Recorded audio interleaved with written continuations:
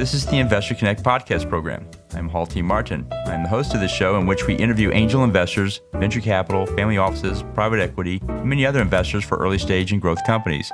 I hope you enjoy this episode.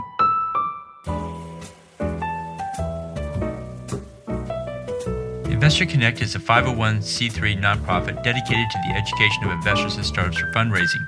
Please consider donating $100 to the program to help others in their investor and entrepreneur journey. You can find the donate button on the investorconnect.org website.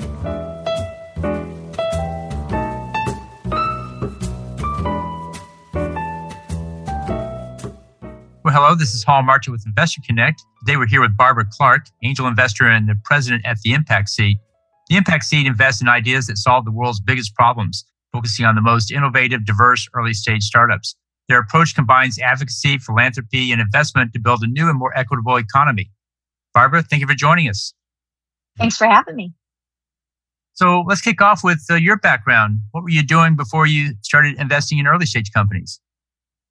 I think the through line for me has been, ever since I left grad school, I've been looking at multinational companies and trying to understand what makes them tick, what makes them profitable. So I did something which is called international transfer pricing. But basically I looked at intellectual property valuations for companies.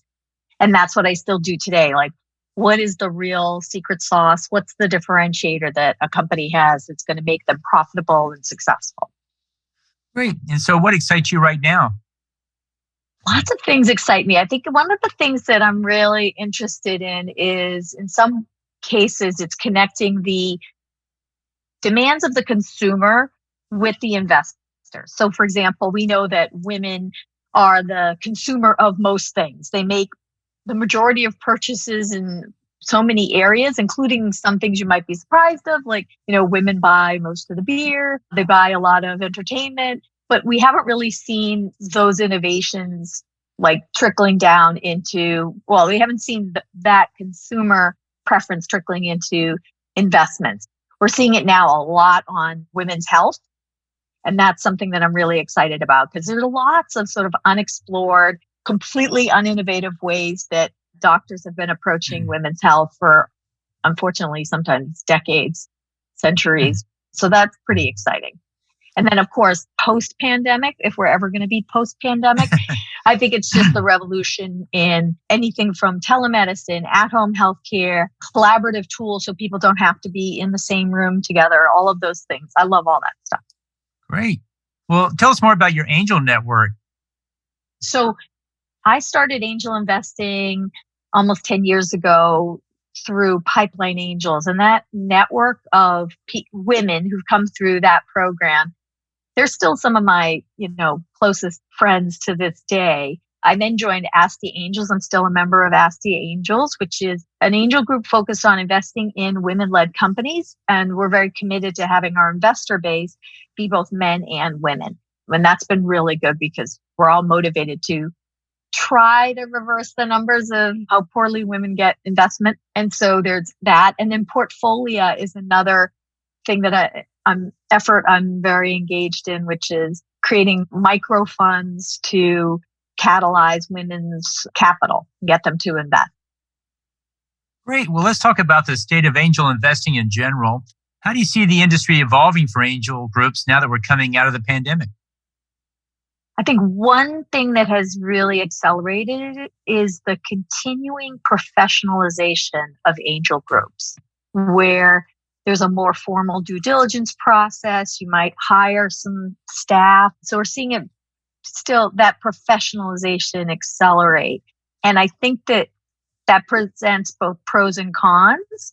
I think one of the unintended consequences is that angel groups tend to be looking at later stage deals as a result. When you get more professionalized, that's just naturally what happens. And then that means it's harder. The other thing I'm seeing is it's harder to get that first check for a lot of entrepreneurs. People who write first checks are few and far between.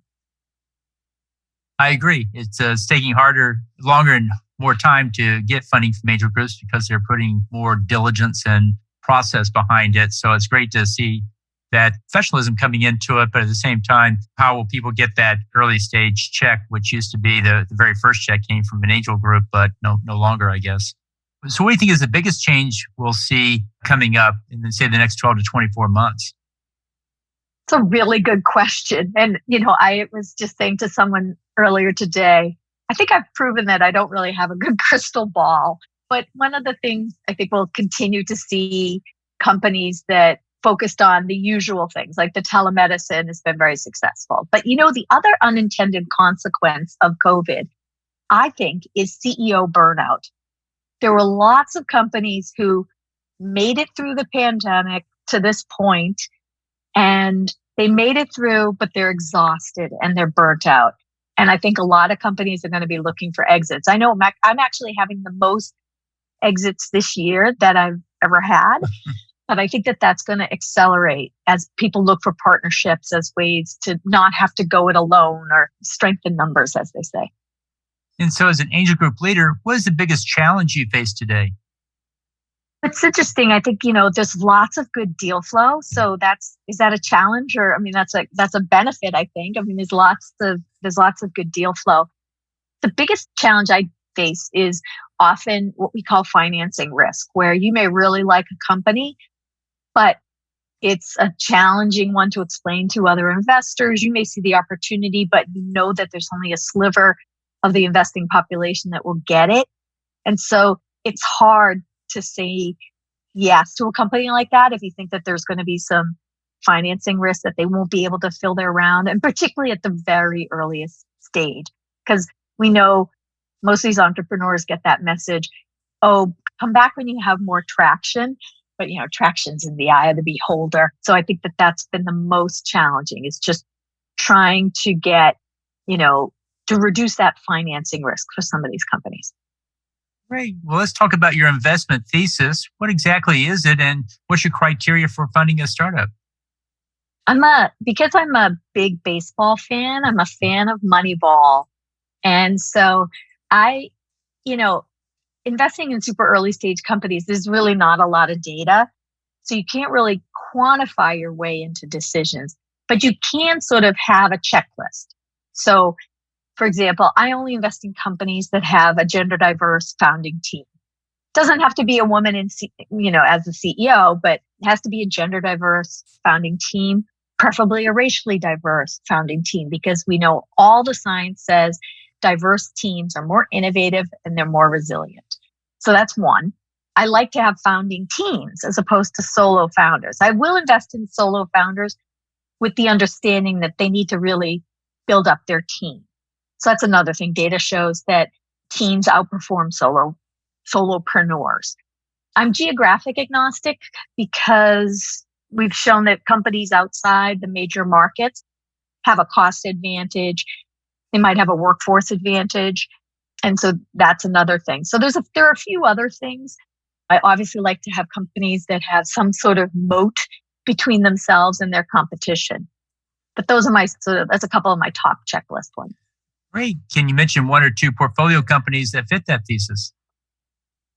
One of my companies that I invested in, one of the other pieces that I like to invest, I invest not just directly in companies, but I also invest in funds. And some companies I've invested in both the fund and the company. So today I have a company that just finished its Series A called Founders First Capital Partners.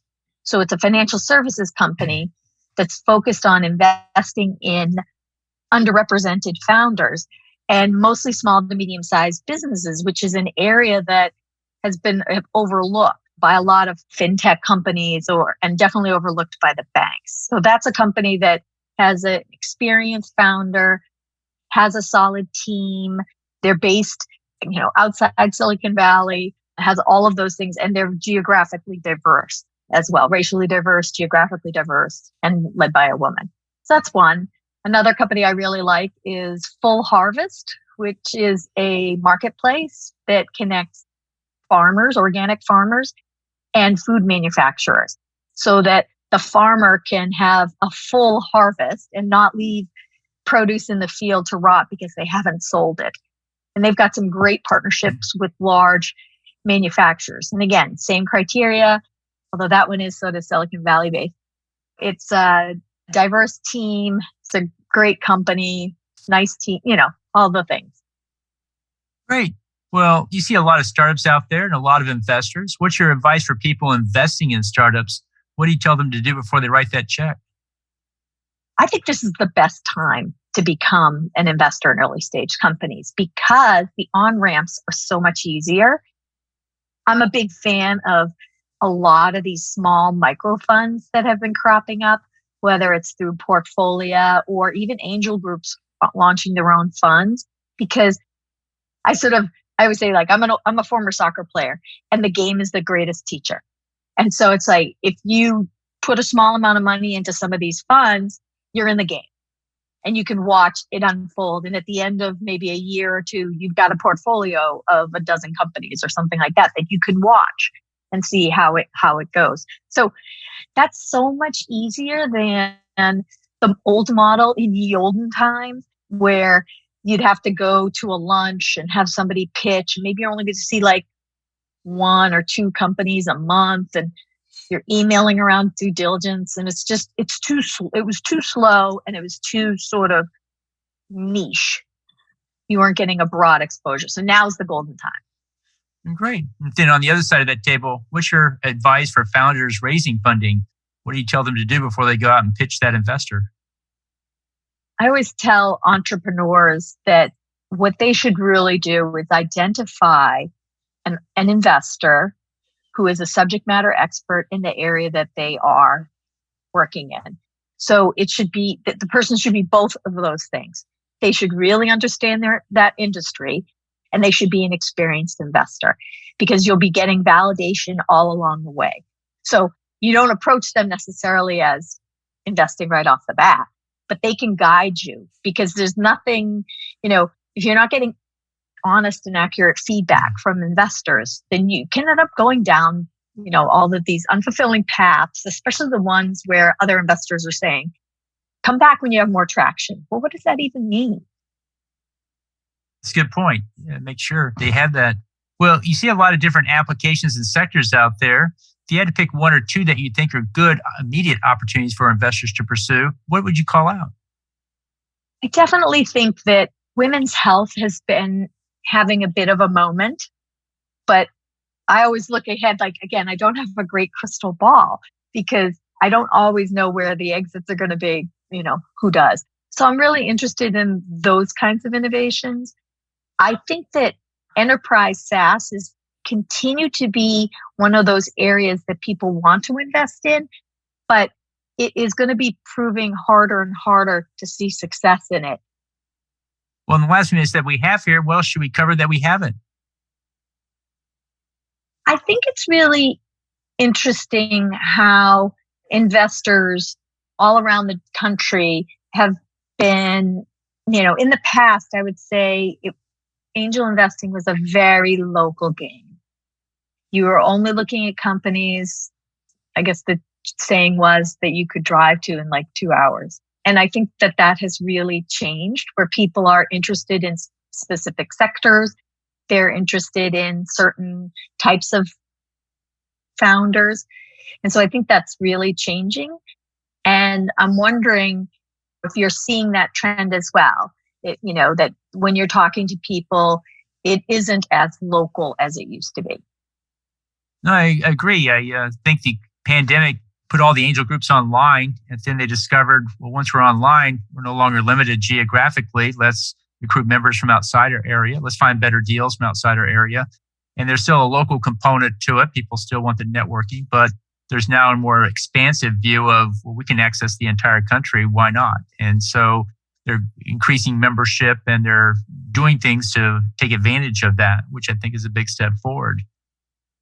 Yeah, because I think some of my groups, Astia and Portfolio, we've always done everything online because we've always been geographically dispersed. And so it's interesting to see if people who were resistant to that, they felt like they had to look the person, sit across the table from, I think, reevaluating if that's even true anymore. Because, I've made many investments in companies that I've never met the person in real life, which is kind of crazy when some people think about it. If you had said that 5 years ago, people would have thought you were nuts. I agree. It seems like it's here and now. So how best for listeners to get back in touch with you? I would love to be followed on Twitter. My Twitter is BE Clarke, CLARKE. I would love that. And, come for the snark, stay for the, discussion of startups or whatever. So. Great. Well, we'll include that in the show notes. I want to thank you for joining us today and hope to have you back for a follow-up soon. Great. Thank you. Investor Connect helps investors interested in startup funding. In this podcast series, experienced investors share their experience and advice. You can learn more at investorconnect.org.